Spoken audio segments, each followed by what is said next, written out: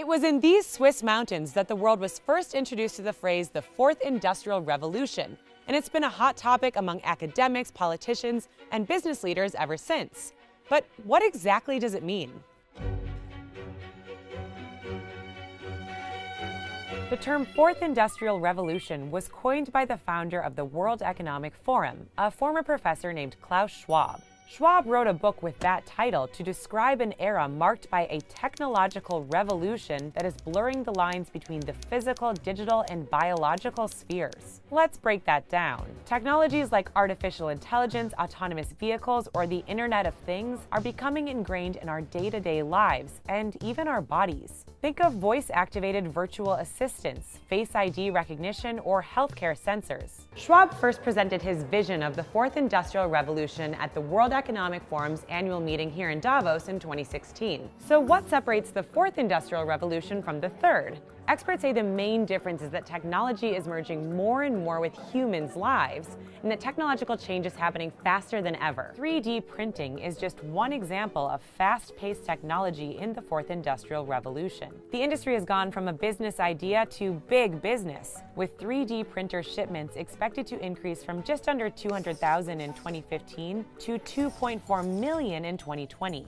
Today, you can have a hip replacement from a 3D printed bone, or use a 3D printed bionic arm. Talk about blurring the line between humans and technology, right? This new era of technology is driving a lot of innovation. You can see in this chart the number of patents related to the Fourth Industrial Revolution for things like 3D printing or AI has been climbing up and up since early 2000. Organizations are embracing new technologies to make their businesses more efficient, similar to how they embraced the steam engine during the First Industrial Revolution. Experts warn we are in a winner-takes-all economy, where high-skilled workers are rewarded with high pay and the rest of workers are left out. Studies confirm technologies like AI will eliminate some jobs and create demand for new skills that many workers don't have. Privacy concerns are another issue as the Fourth Industrial Revolution turns every company into a tech company.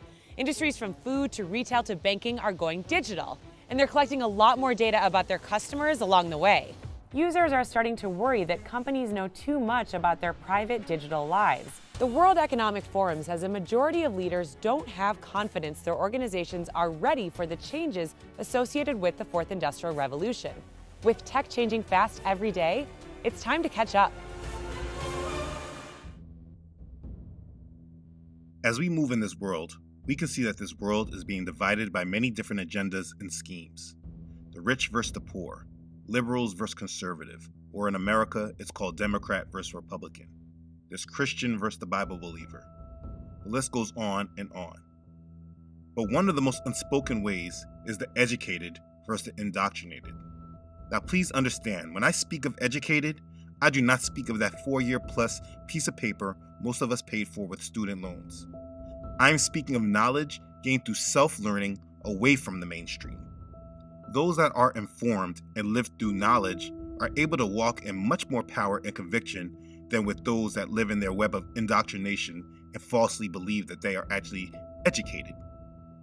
I say all this because for most people that understand where this world is going, you know you're able to move with a sense of power in this world that does not place you with the herds of people flocking towards death and the mark of the beast. Knowledge is power, and when we have it, we don't have to be led down dark paths following our enemy. The thing that most people don't know is that the wicked of this world move according to rules. There are rules that they must abide by, and so in order for their magic and sorcery to work against the population, they must abide in those rules. They often tell us what they're doing in order to play fair according to whatever satanic rules they have to follow. A part of being awake and living with your eyes open is about paying attention to what they are saying and not falling for their lies and their false narratives. The people asleep who deny Yah and are living for themselves, especially here in America, just see the world through a lens of capitalism or a fake American dream that's actually over, but they don't want to admit it. Everyone trying to get rich or figure out how to be wealthy, dedicating their life to a system that's on its way out. And because they rely on their indoctrination rather than knowledge and discernment, they are being continuously led down dark paths that lead to hell. Many people that I know personally can often get thrown off by my confidence in my view for the future, because they feel that I am not someone in the room with these elites, and I obviously don't know the timing of their plans. They are thrown off because I live my life like I know what these people are doing. They often are confused about why I'm so confident about my worldview.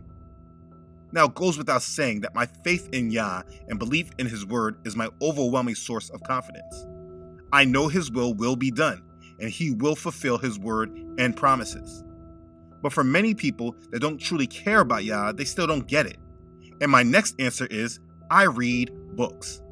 You know, there was a saying, if you want to hide something from a Negro, put it in a book. But I'm sure now they mean it for everyone. Not because we can't read, just because we don't read. I've learned a long time ago that books contain a great deal of information about our history and our future, and so I have long been a reader of them. A couple weeks ago, I did an in-depth video on the past, but we now are going to start discussing the future.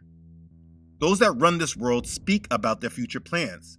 They coordinate amongst themselves and discuss their plans in the open, and they can do this because the population is so lost and are so deep in their web of lies that the masses don't even want to admit that these people are planning agendas against them. And so these people actually speak on their agendas right out in the open. Are you ready for a new world order? This is not to say that they don't also plan behind the curtain, and they obviously do not share all of their plans. But if we pay attention, we can gain a great deal of understanding of what they desire for the future. And though we might not know the details of exactly what they will do to achieve these goals, we can know what these people that control the world believe the world will look like in the future. And from these goals and understandings, we can make a truly knowledgeable, informed decision on whether we are going to participate in it or not. And then we can also see through their narratives as they unfold before our eyes. There is a topic that should be widely known amongst all inhabitants of the earth because it's all in our face every day. I've spoken about the Great Reset, which is a major agenda that is actually just a new label to the beginning of the New World Order. But before they started talking about this Great Reset, they began talking about the Fourth Industrial Revolution. This is something that, like the other industrial revolutions, it will affect the whole world. Since this topic was introduced in 2016, we have seen a steady pace in conditioning us for this Fourth Industrial Revolution. But yet the masses honestly don't have a clue. You need to hear this truth.